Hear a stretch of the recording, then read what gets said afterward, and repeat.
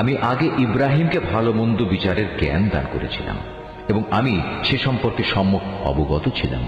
যখন সে তার পিতা ও তার জাতির লোকদের বলল, এই নিষ্প্রাণ মূর্তিগুলো আসলে কি, যার ইবাদতের জন্য তোমরা শক্ত হয়ে বসে আছো? তারা বলল, আমরা আমাদের পিতৃপুরুষদের এগুলোর ইবাদত করতে দেখেছি, এর চাইতে বেশি কিছু আমরা জানি না। সে বলল, এগুলোর পূজা করে তোমরা নিজেরা যেমন আজ সুস্পষ্ট গুমরাহিতে নিমজ্জিত হচ্ছ, তেমনি তোমাদের পূর্বপুরুষরাও গুমরাহিতে নিমজ্জিত ছিল। তারা বলল, তুমি কি আসলেই আমাদের কাছে কোনো সত্য নিয়ে এসেছো, না অযথাই আমাদের সাথে তামাশা করছো? সে বলল, না, এটা কোনো তামাশা বিষয় নয়, বরং তোমাদের মালিক যিনি, তিনিই আসমান সমূহ ও জমিনের মালিক, তিনিই এগুলো সৃষ্টি করেছেন, আর আমি নিজেই হচ্ছি এ ব্যাপারে সাক্ষীদের একজন। আল্লাহ তাআলার শপথ, তোমরা এখান থেকে সরে গেলে আমি তোমাদের মূর্তিগুলোর ব্যাপারে একটা কৌশল অবলম্বন করব। অতঃপর তারা চলে গেলে ওদের বড়টি ছাড়া অন্য মূর্তিগুলোকে সে চূর্ণ বিচূর্ণ করে দিল, যাতে করে তারা তার ঘটনা জানার জন্য এই বড়টার দিকে ধাবিত হতে পারে। যখন তারা ফিরে এসে মূর্তিদের এ দুরবস্থা দেখল, তখন তারা বলল, আমাদের দেবতাদের সাথে এ আচরণ করল কে? যেই করেছে নিঃসন্দেহে সে জালেমদেরই একজন। লোকেরা বলল, আমরা শুনেছি এক যুবক ওদের সমালোচনা করছিল। হ্যাঁ, সে যুবককে বলা হয় ইব্রাহিম। তারা বলল, যাও, তাকে সব মানুষের চোখের সামনে এনে হাজির করো, যাতে করে তারা তার বিরুদ্ধে সাক্ষ্য দিতে পারে। ইব্রাহিমকে আনার পর তারা তাকে জিজ্ঞেস করল, হে ইব্রাহিম, তুমি কি আমাদের মূর্তিগুলোর সাথে আচরণ করেছ? সে বলল, বরং ওদের বড়টাই সম্ভবত এসব কিছু ঘটিয়েছে, তোমরা মূর্তিগুলোকে জিজ্ঞেস করো না। তারা যদি কথা বলতে পারে তাহলে তারাই বলবে কে তাদের সাথে এই আচরণ করেছে। ইব্রাহিমের এই অভিনব যুক্তি শুনে তারা নিজেরা চিন্তা করে নিজেদের দিকে ফিরে এলো এবং একে অপরকে বলতে লাগলো, জালেম তো সে নয় যে ওটা ভেঙেছে, জালেম তো হচ্ছে তোমরা যারা এর পূজা করো। অতঃপর লজ্জায় ওদের মাথা অবনত হয়ে গেল। ওরা বলল, হে ইব্রাহিম, তুমি তো ভালো করে জানো এরা কথা বলতে পারে না। সে বলল, তাহলে তোমরা কেন আল্লাহ তাআলাকে বাদ দিয়ে এমন কিছুর পূজা করো যারা তোমাদের কোনো উপকারও করতে পারে না, তোমাদের কোনো অপকারও করতে পারে না? ধিক তোমাদের জন্য, এবং আল্লাহ তাআলাকে বাদ দিয়ে তোমরা যাদের পূজা করো তাদের জন্য। তোমরা কি এদের এই অক্ষমতাটুকু বুঝতে পারছো না? এ সময় রাজার লোকেরা বলল, একে আগুনে পুড়িয়ে দাও। যদি তোমরা কিছু করতেই চাও তাহলে আগে গিয়ে তোমাদের মূর্তিগুলোর প্রতিশোধ গ্রহণ করো। অপরদিকে আমি আগুনকে বললাম, হে আগুন, তুমি ইব্রাহিমের জন্য শীতল ও শান্ত হয়ে যাও। ওরা তার বিরুদ্ধে একটা ফন্দি আঁকতে চাইল, আর আমি তাদের উল্টো ক্ষতিগ্রস্ত ও ব্যর্থ করে দিলাম। অতঃপর আমি তাকে এবং আমার নবী লূতকে উদ্ধার করে এমন এক দেশে নিয়ে গেলাম যেখানে আমি দুনিয়াবাসীর জন্য অনেক কল্যাণ রেখেছি। অতঃপর আমি ইব্রাহিমকে তার ছেলে হিসাবে ইসহাক দান করলাম, তারপর আরো দান করলাম পুত্র হিসেবে ইয়াকুব। এদের সবাইকেই আমি ভালো মানুষ বানিয়েছিলাম। আমি তাদের দুনিয়ার মানুষদের নেতা বানিয়েছিলাম। তারা আমার নির্দেশ অনুসারে মানুষকে সুপথ দেখাতো, নেক কাজ করা, নামাজ প্রতিষ্ঠা করা ও যাকাত দেওয়ার জন্য আমি তাদের কাছে ওহী পাঠিয়েছি। তারা সর্বত্রই আমার আনুগত্য করত। ইব্রাহিমের মতো আমি লূতকেও প্রজ্ঞা দান করেছিলাম। তাকেও আমি এমন একটি জনপদ থেকে উদ্ধার করে এনেছি যার অধিবাসীরা অশ্লীল কাজ করত। সত্যি তারা ছিল জঘন্য বদ ও গুনাহগার জাতি, আর আমি তাকে আমার অনুগ্রহ ভাজন করেছি। উপরন্তু সে ছিল একজন সৎ কর্মশীল নবী। হে নবী, তুমি নূহের কাহিনীও তাদের শোনাও।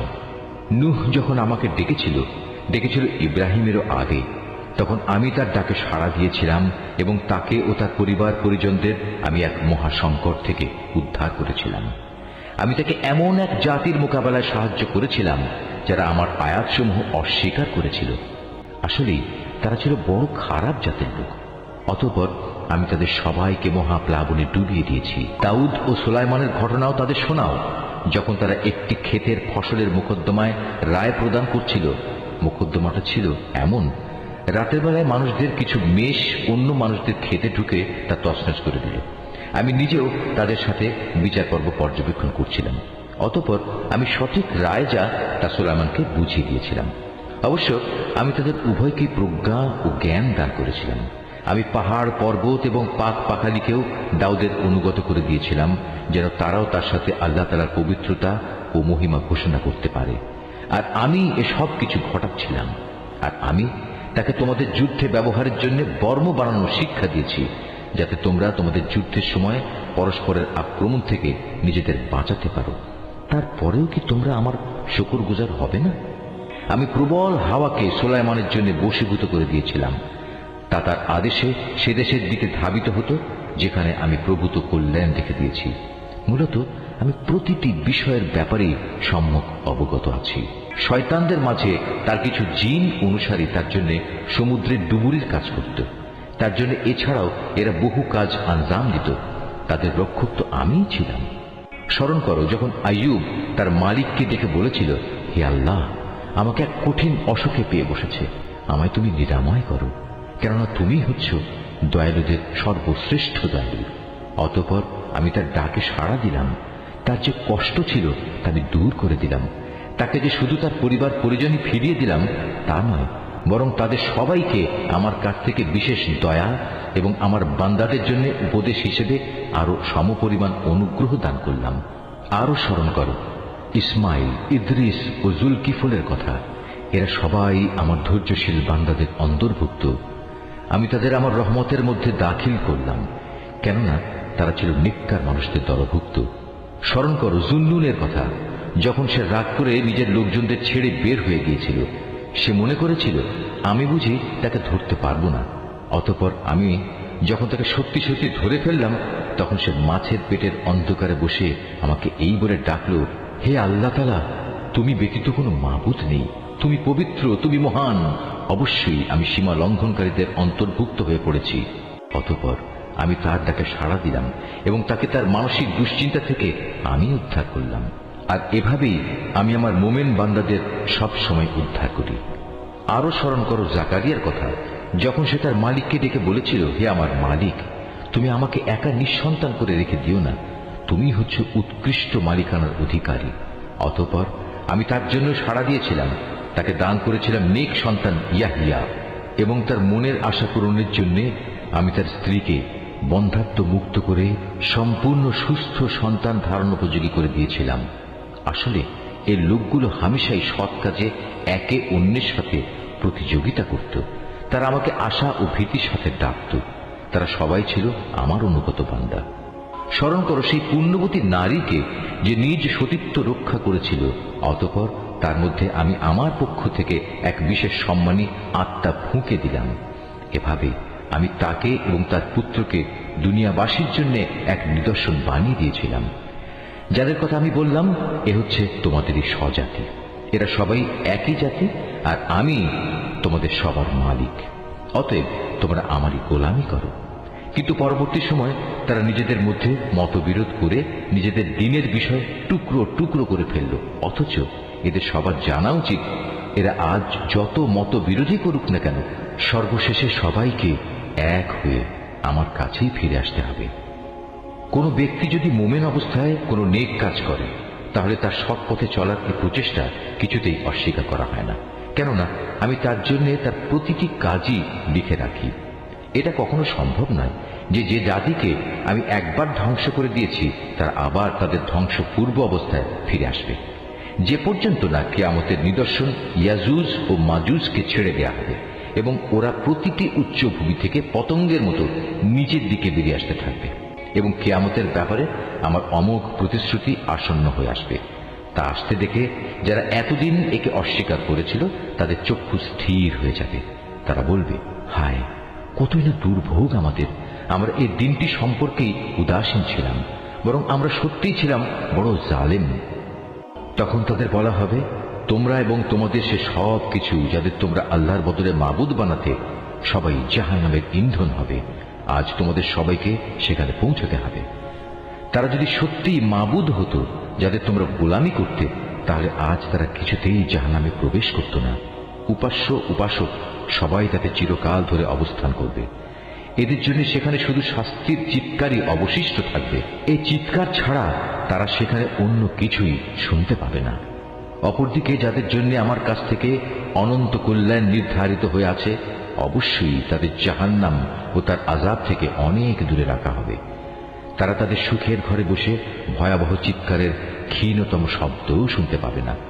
তাদের জন্য তো বরং সেখানে তাদের মন যা চায় তাই হাজির থাকবে, তাও থাকবে আবার চিরকাল ধরে। জাহান্নামের বড় ভীতি তাদের সেদিন মনে কোনো রকম দুশ্চিন্তা সৃষ্টি করতে পারবে না। সেদিন ফেরেশতারা তাদের অভিনন্দন জানিয়ে বলবে, তোমাদের সাথে যে ওয়াদা করা হয়েছিল এ হচ্ছে তোমাদের সে ওয়াদা পূরণের দিন। এটা এমন একদিন যেদিন আমি আসমান সমূহকে গুটিয়ে নেব, ঠিক যেভাবে কিতাব সমূহ গুটিয়ে ফেলা হয়। যেভাবে আমি একদিন এ সৃষ্টির সূচনা করেছিলাম সেভাবেই আমি আবার এর পুনরাবৃত্তি ঘটাবো। এটা এমন এক ওয়াদা যা পালন করা আমার উপর জরুরি, আর এ কাজ তো আমি করবই। আমি জবুর কিতাবেও এ উপদেশ উল্লেখের পর দুনিয়ার কর্তৃত্বের ব্যাপারে পরিষ্কার করে আমার এই কথা লিখে দিয়েছি। একমাত্র আমার যোগ্য বান্দারাই এই জমিনে নেতৃত্ব করার অধিকারী হবে। এ কথার মধ্যে আমার ইবাদত যোগার বান্দাদের জন্য সত্যি এক মহাপয়গাম নিহিত আছে। হে নবী, আমি তো তোমাকে সৃষ্টিকুলের জন্য রহমত বানিয়েই পাঠিয়েছি। তুমি এদের বলো, আমার উপর এই মর্মে ওহী পাঠানো হয়েছে যে তোমাদের মাবুদ একজনই, তোমরা কি তার অনুগত বান্দা হবে না? হ্যাঁ, তারা যদি তোমার কথা থেকে মুখ ফিরিয়ে নেয় তাহলে তুমি বলো, আমি তোমাদের জান্নাতের সুখবর দেওয়ার পাশাপাশি আযাবের ব্যাপারেও একই পরিমাণ সতর্ক করছি। আমি নিজেও একথা জানি না যে আযাবের ওয়াদা তোমাদের কাছে করা হয়েছে তা আসলে কি খুব কাছে নাকি তা অনেক দূরে। একমাত্র তিনিই জানেন যা কিছু উচ্চস্বরে বলা হয়, এবং তিনিই জানেন যা কিছু তোমরা অন্তরে গোপন করো। আমি জানি না অবকাশের এই সময়টুকু হতে পারে তোমাদের জন্য এক পরীক্ষা মাত্র, কিংবা হতে পারে সুনির্দিষ্ট কিছু সময়ের জন্য তোমাদের কিছু মাল সম্পদ দান করা। সর্বশেষে সে বলল, হে আমার মালিক, তুমি এদের ব্যাপারটা ন্যায়ের সাথে মীমাংসা করে দাও। হে মানুষ, তোমরা আল্লাহ সম্পর্কে যা কিছু কথা বানাচ্ছ সে সব কিছুর অনিষ্টের ব্যাপারে একমাত্র আমাদের মালিক দয়াময় আল্লাহ তাআলার কাছেই আশ্রয় চাওয়া যেতে পারে।